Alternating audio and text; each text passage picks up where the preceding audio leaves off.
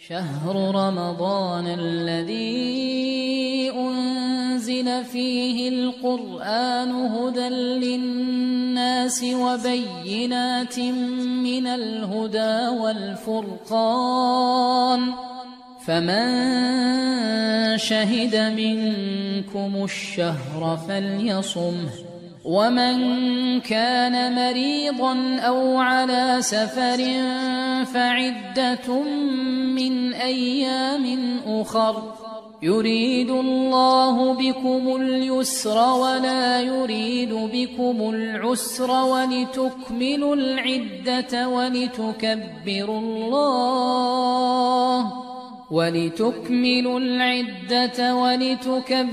الله على ما هداكم ولعلكم تشكرون. الحمد لله رب العالمين والصلاة والسلام أتمان الأكملان على سيد الأنبياء والمرسلين نبينا محمد وعلى آله وأصحابه أجمعين ومن اهتدى بهديه واستنى بسنته إلى يوم الدين. أما بعد، السلام عليكم ورحمة الله وبركاته. برادران و خواهران عزیز و ارجمند، الله رب العزة والجلال را حمد و ستایش می کنیم که به ما بهترین روزها را نصیب کرده است و به او الله حمد و شکر و ستایش می کنیم که به ما روزهای معین را روز عید قرار داده است. عید هم این یک نعمت الله رب العزة والجلال است. عید این یک برکت الله به بندگانش هست. عید این یک رحمت الله به بندگانش هست. عید اصلا چی معنی دارد؟ معنیش این که یک چیزی که گشته برگشته می آید، یک چیزی تکرار شونده. سمی العید عیدا لانه یعود و یتکرر علی کل عام.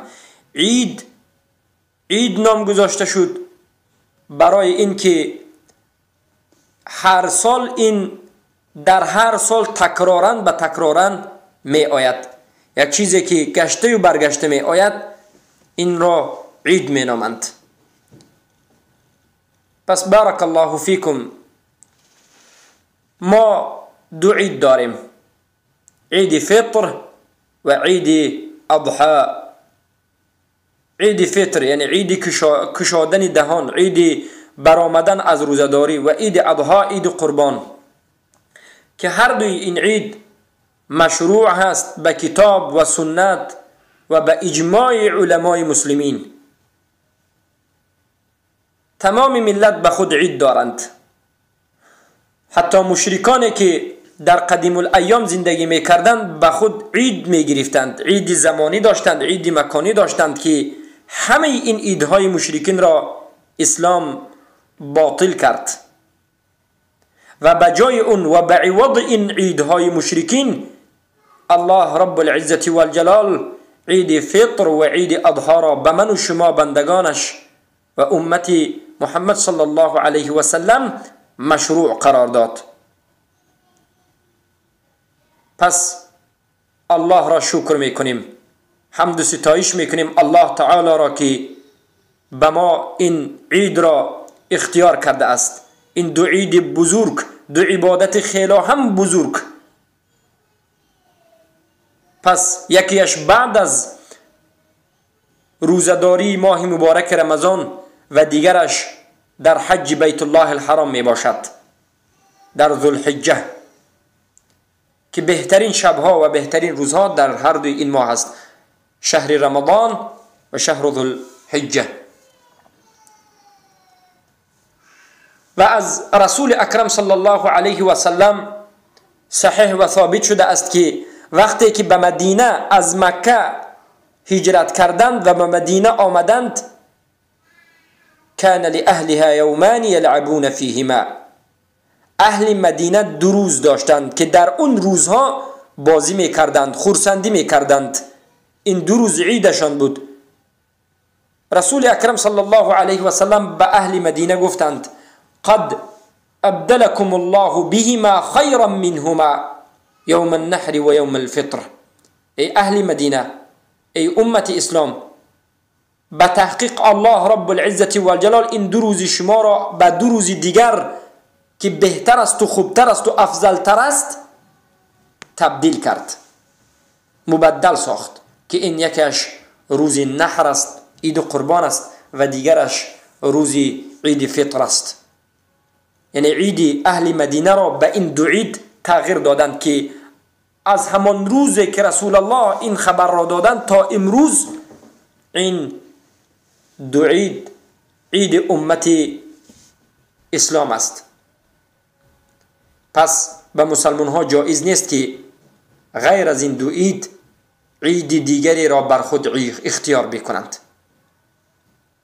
به امت اسلام جایز نیست که غیر از این 2 عید عیدهای دیگری را به این دین وارد بسازند، به مانند عید میلاد، عید سالگردی، عید چیزی نباشد از عیدها که الله رب العزت و الجلال به این عیدها هیچ سلطان و برهان نفرستاده است و این عیدهای غیر مشروع هستند و این بدعت و ابتداع کردن در دین است و مخالفت به سنت سید المرسلین است و تشبه و مانندی و تمثیل کردن و مانند کردن مسلمان خود را به کافرین است. غیر از این 2 عید، عید قربان و عید فطر، دیگر عید بدعت و مخالفت بر سنت و تشبیه بر کافران است. فرق ندارد که این عید نامش عید است یا که به خاطر آوردن چیزی هست. فرق ندارد که این عید در روز است یا که در هفته یا که در ماه و در سالها است. همه این از سنت اسلام نیست، از دین اسلام نیست، بلکه این عیدهای غیر این 2 عید این فعل جاهلیت است و تقلید کردن بر امم کافری هست. از دولت‌های غرب و اروپا که دولت‌های کفر هستند به اونها تقلید کردن می باشد. به تحقیق رسول اکرم صلی الله علیه و سلم گفتند من تشبه بقوم فهو منهم. هر کسی که از شما ای امت اسلام به قوم خود را مانندی کرد، تشبیه کرد، به قوم شما مانندی کردید و تشبیه کردید، از همونها خواهد بود، از جمله همونها خواهد شد. و قال صلی الله علیه و سلم إن أحسن الحديث كتاب الله وخير الهدي هدي محمد صلى الله عليه وسلم وشر الأمور محدثاتها وكل بدعة ضلالة. البته بهترین حدیث و سخن این کتاب الله است و بهترین هدی و طریق و منهج و راه و سنت این سنت و هدی محمد صلی الله علیه وسلم است و بدترین کارها و امورها این چیزهای نو پیدا شده است و تمام بدعت و چیزهای نو پیدا شده این ضلالت و گمراهی است.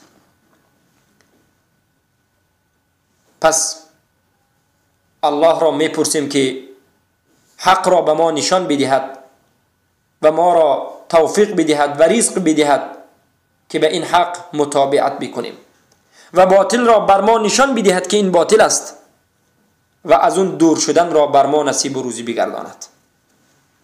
آمین. و روز عید برادران و خواهران عزیزم، بارک الله فیکم، روز خرسندی است. چرا که روز عید با خرسندی و با شادی و با رحمت می آید و الله رب العزت و الجلال در روز عید به بندگانش احسان می کند.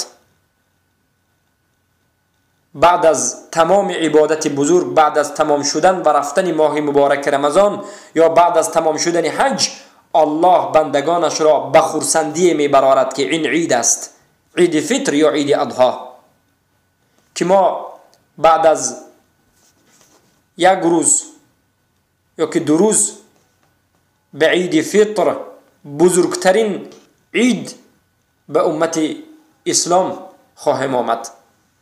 و دلیل برای مشروعیت نماز عید این قول الله سبحانه و تعالی می باشد که در سوره کوثر فصل لربک وانحر، پس نماز خوان برای پروردگارت وانحر و قربانی کن. این دلیل عید قربانی است، عید قربان. و دلیل عید فطر الله میگه اعوذ بالله من الشیطان الرجیم قد افلح من تزكى وذكر اسم ربه فصلى. به تحقیق نجات یافتند اون کسانی که زکاتشان را دادند، تزکیه کردند، تزکیه خود را کردند و الله را ذکر کردند و نماز خواندند. علما میگند در اینجا الله میگه نجات یافتند اون کسانی که بعد از روزه داشتند زکات فطر را دادند و بعد از این الله را ذکر کردند، تکبیر گویان به نماز عید رفتند و نماز را خواندند. که این از قرآن برای مشروعیت عید فطر و عید اضحی دلیل بود و حجت بود و نص صریح است. و این چنین رسول اکرم صلی الله علیه و سلم و خلیفه های رسول اکرم صلی الله علیه و سلم بعد از رسول الله همیشه نماز عید را می خواندند و تا امروز 1436 سال است که هر سال نماز عید خوانده می شود.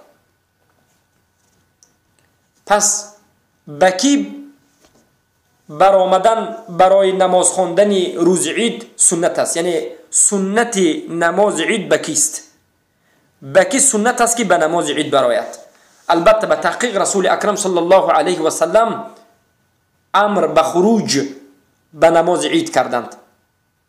حتی سنت است که زنها بیرون شود، یعنی سنت در روز عید، سنت خارج شدن برای نماز خواندن روز عید این برای زنها است، یعنی برای زنها برآمدن به نماز این سنت است.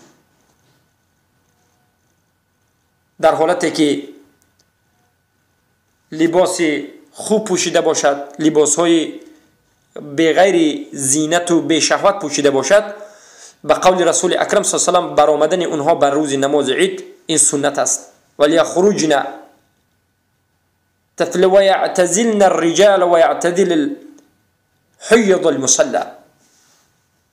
زنها به نماز برآیید در حالتی که خود را پیچانیده اید و به مردها آمیخته نشوید و زنهای حتی حیضه حیض دیدن به مصلا، نه به مسجد، به مصلا برآیید و در یک چه تشبیه استید، نه قطار نماز خوانان بلکه در یک طرف.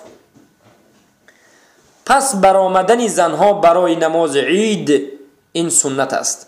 قالت ام عطیه رضی الله عنها كنا نؤمر ان نخرج يوم العيد حتى تخرج البكر من خدرها حتى تخرج الحيض فيكون خلف الناس فيكبرن بتكبيرهم ويدعون بدعائهم يرجون بركة ذلك اليوم وطهرته. ام عطیه رضی الله عنها میگویند که ما امر کرده می شدیم که در روز عید برای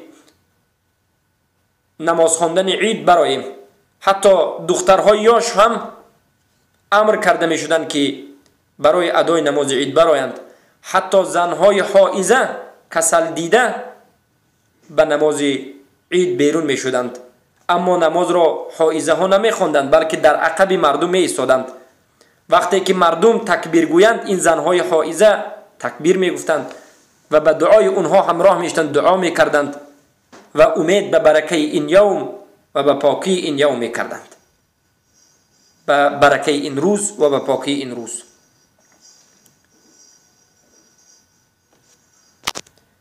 پس به نماز عید برآمدن، به نماز عید رفتن این یک نشانه اسلام است، این یک شعار اسلام است.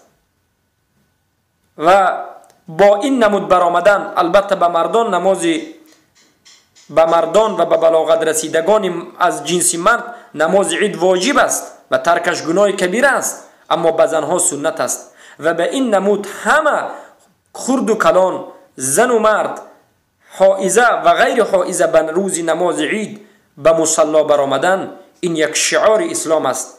این بیان کردن شکر الله رب العزت و الجلال می باشد. پس نماز عید این یک نشانه دین است، نشانه ظاهری دین است و اولین نماز است که رسول اکرم صلی الله علیه و سلم روزی عید خوانده اند. این عید فطر در سنه دوم هجری بود. اولین نماز عیدی که رسول الله خواندند این در سال دوم هجری بود و تا امروز تمام مسلمان ها به این نماز مواظب هستند،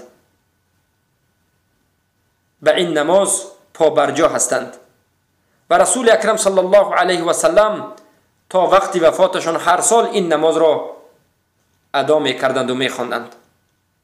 بعد از این خلفایشان، بعد از این تابعین و تبع تابعین که تا امروز هر سال تمامی مسلمان ها این نعمت الله را شکرگزاری می کنند و نماز عید را ادا می کنند. اما مسئله دیگر این است که مکانی که نماز عید در اونجا اقامت کرده می شود، برپا کرده می شود، کجاست؟ اصلا باید در کجا نماز عید خوانده شود؟ اصلا باید نماز عید در صحرا که نزدیکی شهر است، نزدیکی ده است خوانده شود. چرا که البته رسول اکرم صلی الله علیه و سلم نماز عید فطر و نماز عید قربان را در مسجد، نه در مسجد بلکه در مصلا، در یک مکانی که در صحرا باشد می رفتند، همه جمع می شدند نماز می خوانند. در نزد در مدینه منوره نماز می خوانند، نه در مسجد. و از ابی سعید الخدری رضی الله عنه روایت است که میگویند کان النبی صلی الله علیه و سلم یخرج فی الفطر والاضحى الى مصلى. حدیث متفق علیه است. رسول اکرم صلی الله علیه و سلم در عید فطر و در عید اضحی به مصلا می برآمدند. یعنی مصلا این مسجد نیست، یک مکان نماز خواندن در صحرا و در اونجا نماز عید را ادا می‌کردند. و یگان بار روایت نیست که و یگان بار روایت حتی نآمده است که رسول اکرم صلی الله علیه و سلم در مسجد به عذر نماز عید و نماز اضحی و عید فطر را خوانده باشند.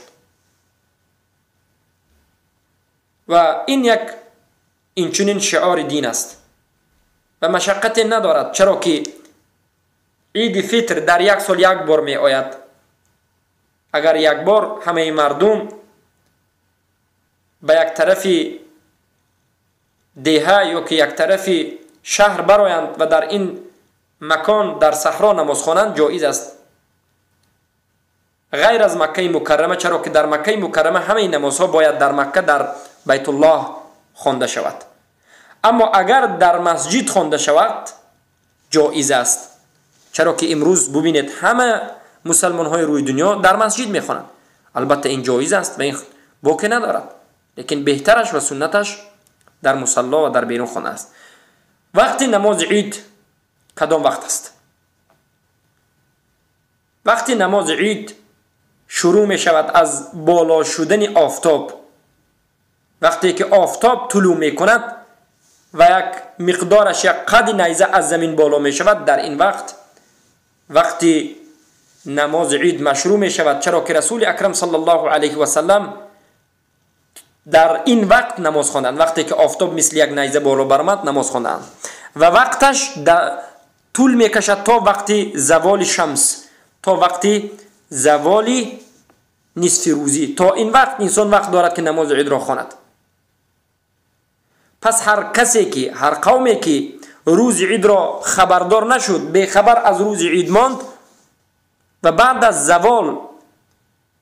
زوال فهمید که امروز عید بود، اونها روز عید را فردا میخوانند، چرا که امروز وقت رفت. تا زوال وقت دارید، بعد از زوال وقت نیست، اما فردایش حق دارند که نماز خوانند. چخیلی که این حدیث از عمیر ابن انس، ابو عمیر ابن انس از عمش روایت است که غم علینا هلال شوال، ماهتاب ماه شوال را دیده نتوانستیم، پیش چشم ما را ابر گرفت، فاصبحنا صیاما، ما روزی دیگر هم صبح روز دیگر نیز روزه داشتیم و در آخر این روز بود که یک نفر آمد و گفت که ما این روز، یعنی در روز گذشته، ماهتاب را دیدیم و رسول اکرم صلی الله علیه و سلم به ما امر کردند که روزه را بخوریم و نماز عید خوانیم. اینها که نماز خوانده نبودند، اینها که اصلا روزه دار بودند، پیامبر صلی الله علیه و سلم به اینها امر کردند که از روز دیگر نماز عید را خوانید، چرا که امروز شما نفهمیدید. پس باکی ندارد که اگر بعضی انسان ها هلال را نبینند یا که هلال را غلط بینند، اگر یک روز پیش عقب مقصد نماز عید خوانده شود، از سبب اجتهادی که خطا می شود باکی ندارد. پس در روز عید این سنت است که در روز عید فطر انسان پیش از به نماز رفتن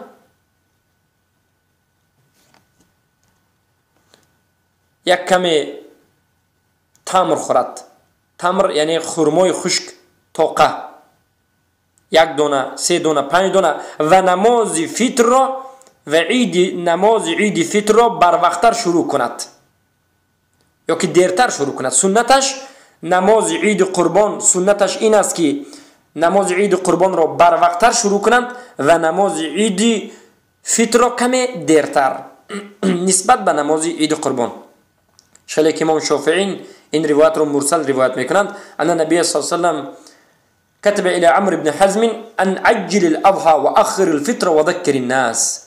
ای عمرو بن حزم، نماز عید قربان را زودتر خوان، یعنی کمی در اولی وقت خوان، و نماز عید فطر را کمی در مابین وقت و کمی دیرتر خوان. این حکمت شرع است تا که مردم توانند که پیش از نماز عید فطر رفتن زکات فطر خود را بدهند و پیش از نماز عید رفتن احکام عید فطر را بجا بیاورند.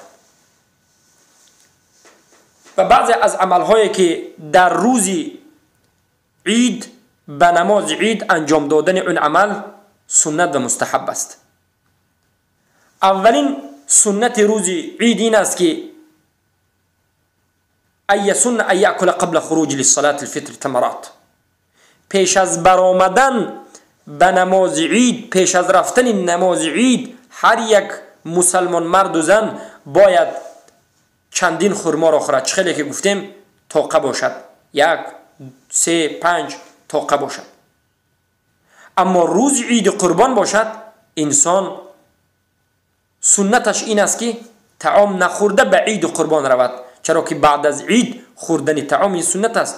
لقول بريدة كان النبي صلى الله عليه وسلم لا يخرج يوم الفطر حتى يفطر ولا يطعم يوم النحر حتى يصلي، رواه احمد و غیره. رسول اکرم صلی الله علیه و سلم در روز عید فطر تا اگر چیز نخورند به نماز عید نمی رفتند، اما روز عید قربان باشد چیز نخورده، چیز به دهانشون نبرده، نماز عید قربان را می خواندند. شیخ تقی الدین میگن که لما قدم الله الصلاة على النحر في قول فصل لربك وانحر، یعنی هر وقت که الله رب العزت و الجلال در عید قربان نماز عید قربان را پیش از ذبح کردن گرفت، اما در عید فطر باشد پیش از نماز اول زکات فطر دادن، ذکر کردن و بعد از این در آخر نماز را گرفت. و این سنت است و این سنت رسول اکرم صلی الله علیه و سلم است. و این چنین سنت است که انسان پیش از برآمدن به نماز عید تکبیر بگوید. از خانه اش وقتی که قدم اول خود را میزند تا به مسجد رفتن باید تکبیر بگوید و این تکبیر را به صدای بلند اگر بگوید بهتر است. صدایی که خودش میشنود و پهلویش میشنود این بهتر است. و البته این تکبیر از صحابگان رسول اکرم صلی الله علیه و سلم روایت است که رسول اکرم صلی الله علیه و سلم میگفتند و صفت تکبیر از عبدالله ابن عباس از عبدالله ابن مسعود رضی الله عنه روایت است که تکبیر را چنین میگفتند: الله اکبر الله اکبر لا اله الا الله الله اکبر الله اکبر ولله الحمد. سبحان الله. این تکبیر را و این ذکر را تا میتواند زیاد بکنید. و روایت های دیگر آمده است که گفتند الحمد لله الله اکبر کبیرا الحمد لله کثیرا و سبحان الله بکرة و اصیلا. این دعاها را البته تکبیر را تا مسجد رفتن انسان باید با صدای بلند بگوید که این سنت روزی عید است و البته این فضیلت دارد و این اجر دارد و این تمحید و تحلیل این بهترین سنت پیامبر صلی الله علیه و آله در روز عید بود. و سنت دیگر روز عید این است که مرد و زن مسلمان پیش از نماز عید رفتن خود را پاکیزه بکنند و مرد مسلمان باید خود را زیبا بکند و لباسهای پاک و زیبا را بپوشد و بهترین لباسهای خود را بپوشد، چخیلی که حدیث جابر رضی الله عنه به این دلالت میکند كانت للنبي صلى الله عليه وسلم حلة يلبسها في العيدين و يوم الجمعه. پیامبر صلی الله علیه و آله یک لباس خاص و زیبا داشتند که در روز دو عید، عید فطر و قربان و در روز جمعه می پوشیدند که ابن خزیمه در صحیحش و از ابن عمر اینچنین روایت است. و اینچنین از ابن عمر روایت است که انه كان يلبس في العيدين احسن ثيابه رواه البيهقي بسند جيد. عبدالله ابن عمر رضی الله عنهما در روز دو عید بهترین لباس های خود را می پوشیدند. پس برادرانم و خواهرانم بهترین لباس خود، زیباترین لباس خود که شرعی هست بپوشید. زنها البته زیباترین لباس شما این لباس شرعی شما، لباس دراز شما، لباس وسیع شما، لباس یک رنگ شما، لباس به خوشبویی شما می باشد. چقدر سطر عورت شما محکم و زیبا باشد همون قدر زیبا است. ما یشترط لصلاة العید. پس شرط های نماز عید چیست؟ برای خواندن نماز عید چه شرط ها وجود دارد؟ اولا استیطان، آدم در یک جای نماز خواند که در اونجا نماز جمعه خوانده شود. شرط نماز عید همین است که در یک مکان نماز عید برپا کرده می شود که در اونجا نماز جمعه خوانده شود و هر یک انسان مقیم باشد، برای اینکه برای مسافر نماز عید این واجب نیست. پس رسول اکرم صلی الله علیه و سلم وقتی که حج کردند که مسافر بودند در حج نماز عید قربان را نخواندند و بعد از رسول الله یگان نفر از خلفا و صحابه این عید را در سفر نخواندند. پس این دلالت میکند که مقیم بودن شرط عید برپا کردن عید است، اما اگر کسی خواهد خواند بوکه ندارد. و البته نماز عید این نماز است که 2 رکعت دارد، 2 رکعت اما پیش از خطبه، بخلاف نماز جمعه. وقتی که به نماز جمعه می روید اول امام خطبه می کند، امر معروف می کند، 2 خطبه، یک خطبه می کند می نشیند با یک خطبه دیگر که این واجب است و این شرط نماز روز جمعه است و بعد از این نماز خوانده می شود. اما نماز عید فطر و عید قربان این است که اول 2 رکعت نماز خوانده می شود با تکبیرهای مخصوص که علما اختلاف کردن، 4 تکبیر در رکعت اول، 4 تکبیر در رکعت دوم، در بعضی روایت ها 7 تکبیر و 6 تکبیر در رکعت دوم آمده است و بعد از نماز را خواندن بعد خطبه می کنند و حکم خطبه روز عید این سنت است، واجب نیست. هر کسی که نماز عید را خواند اگر خواهد که برود باکی ندارد، اگر خواهد که از نزد خطبه گوش نکرده رود باکی ندارد. البته فضل و برکت دارد، البته اجر دارد، ثواب دارد، اما حکمش واجب نیست، مثل نماز جمعه نیست. و رسول اکرم صلی الله علیه و سلم و ابوبکر و عمر و عثمان همه اشان نماز عید را 2 رکعت میخواندند و پیش از خطبه میخواندند و بعد از نماز خطبه میکردند. چخیلی که عبدالله ابن عمر در حدیث متفق علیه روایت میکنند که کان رسول الله صلی الله علیه وسلم و ابو بکر و عمر و عثمان یصلون العیدین قبل الخطبه، نماز عید را پیش از خطبه میخوانند. و این یک سنت هست که تمام علمای اسلام بر این اتفاق کردند. و امام ترمذی میگند والعمل علیه عند اهل العلم من اصحاب النبی صلی الله علیه و آله و غیرهم، عمل به این کار، یعنی نماز عید را پیش از خطبه خواندن و نماز عید را دو رکعت خواندن، این از صحابگان و از رسول اکرم صلی الله علیه و آله ثابت شده است که نماز عید پیش از خطبه است. و حکمت تأخیر کردن خطبه از نماز عید و پیش خواندن نماز این چیست؟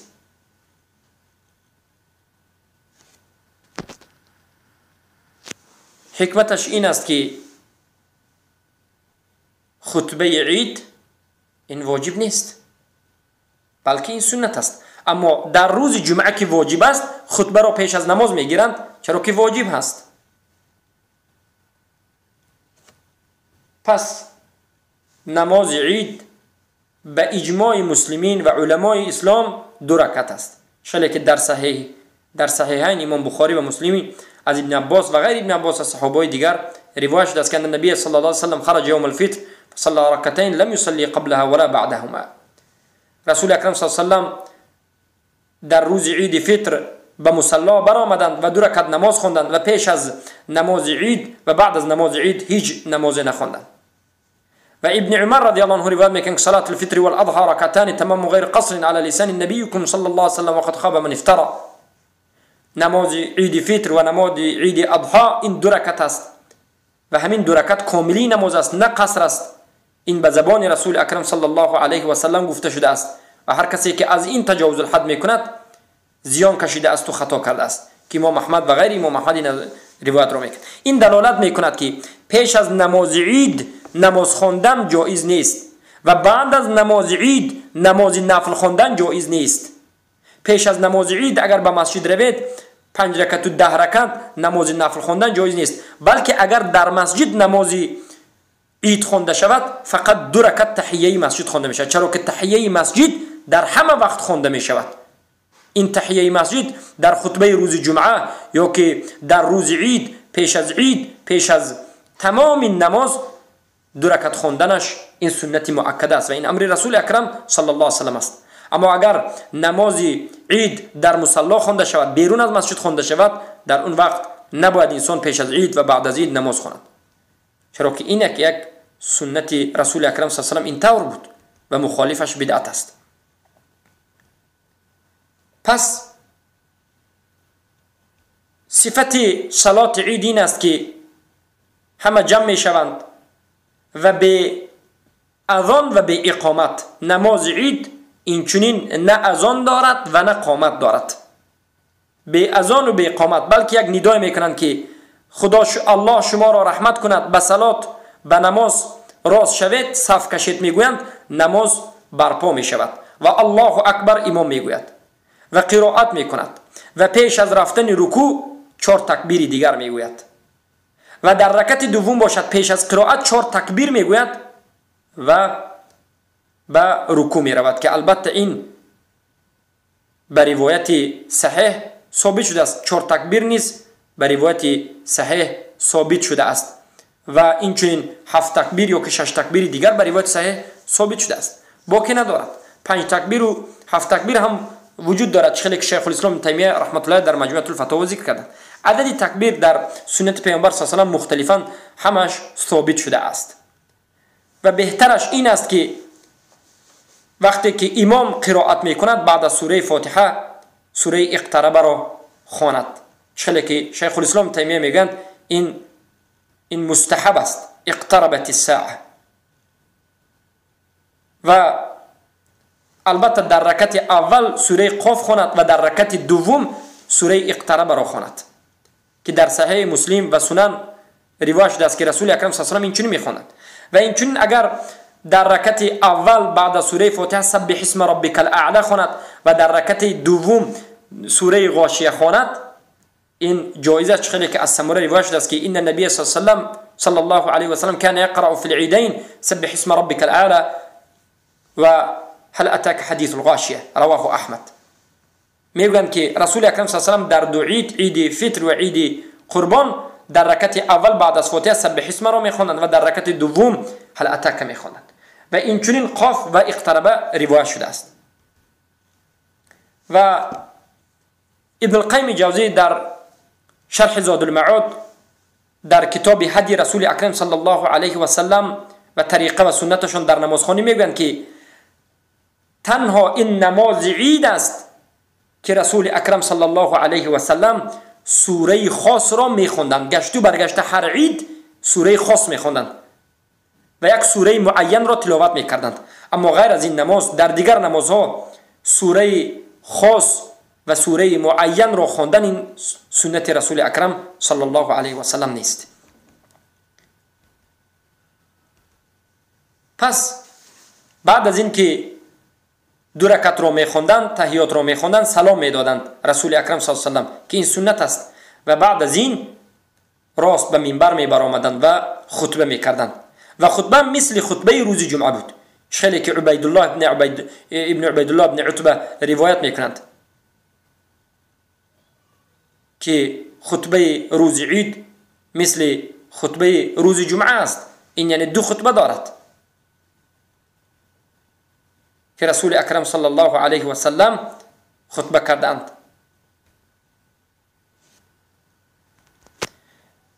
و خیلی که گفتیم این چنین ضرور است که زنها در البته مکانهایی که رفتن اونها جایز است روند و برای امامها ضرور است که خاص یک خطبه را برای زنها کنند، چرا که رسول اکرم صلی الله علیه و سلم وقتی که در روز عید خطبه کردند فهمیدند که زنها صدای پیامبر را نمیشنوند، به نزد زنها رفتند و خاص یک خطبه و یک موعظه برای زنها کردند و اونها را به تقوا دعوت کردند.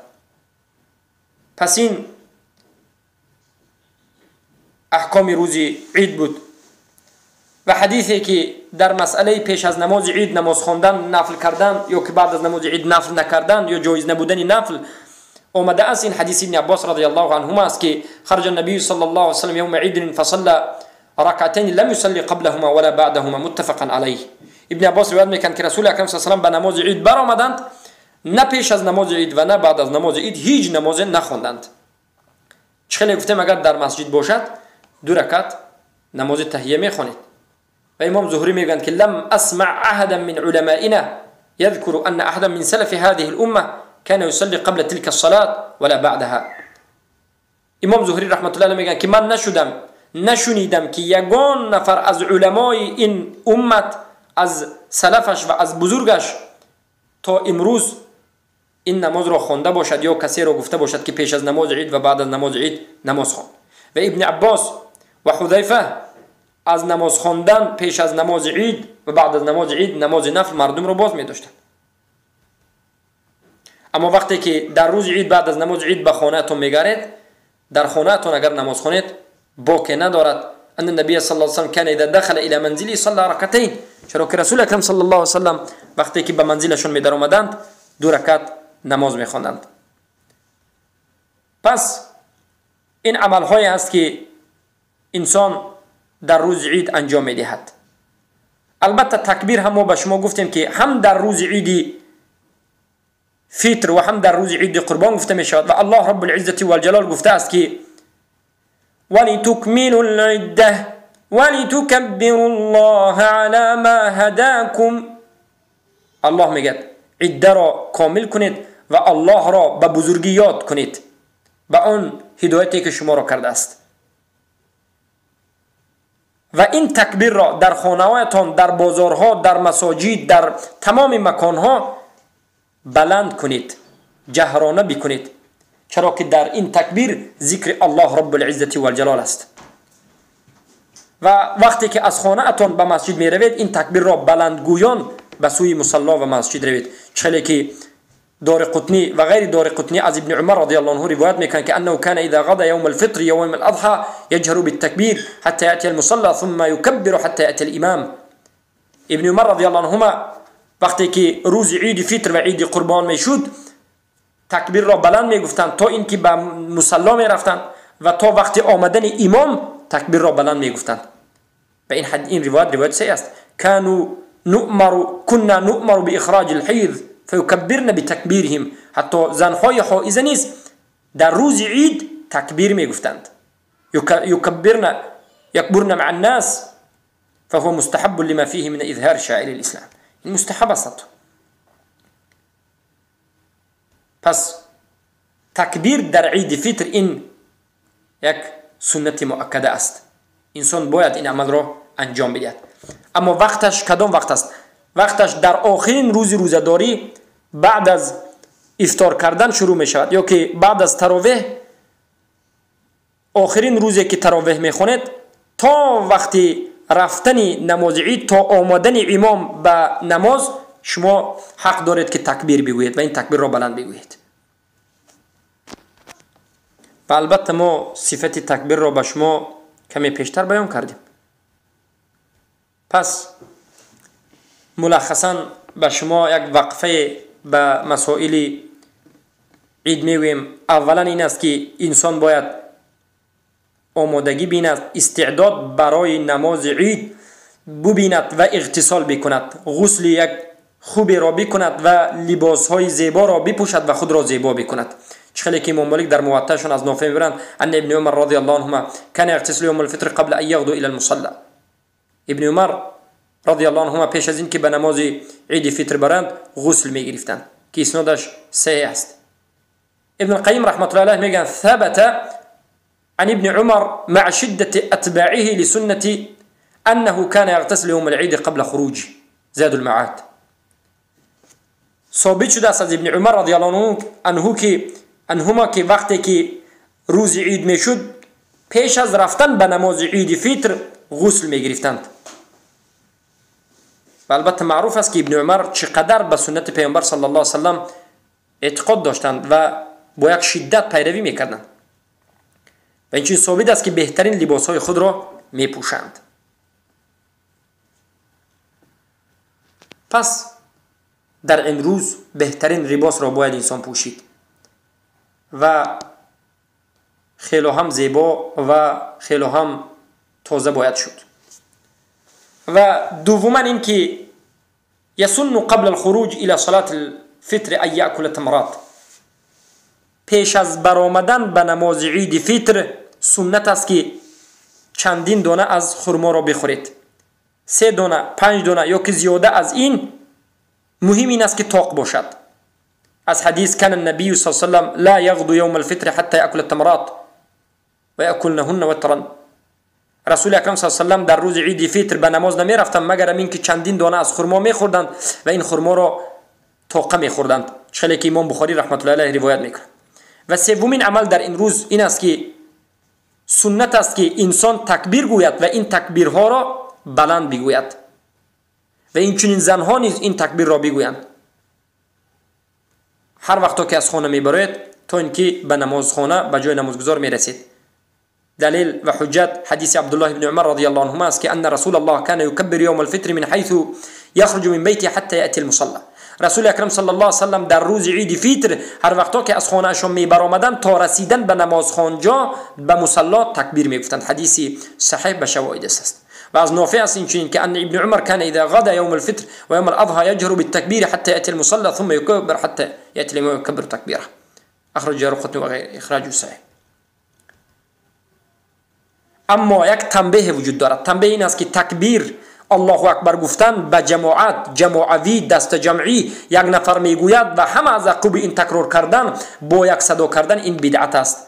بلکه همه باید منفردن بگوید، همه باید به صدای خودش بگوید. اگر به ناگاه اتفاق آید باکی ندارد. و سنت دیگر در روز عید فطر این است که وقتی که کسی به نماز عید فطر میبراید باید پیاده رود. سنتش پیاده رفتن به نماز است، ماشیان. چه که حدیث هست که حدیث علی رضی الله عنه است من السنه ان يخرج الى العيد ماشيا.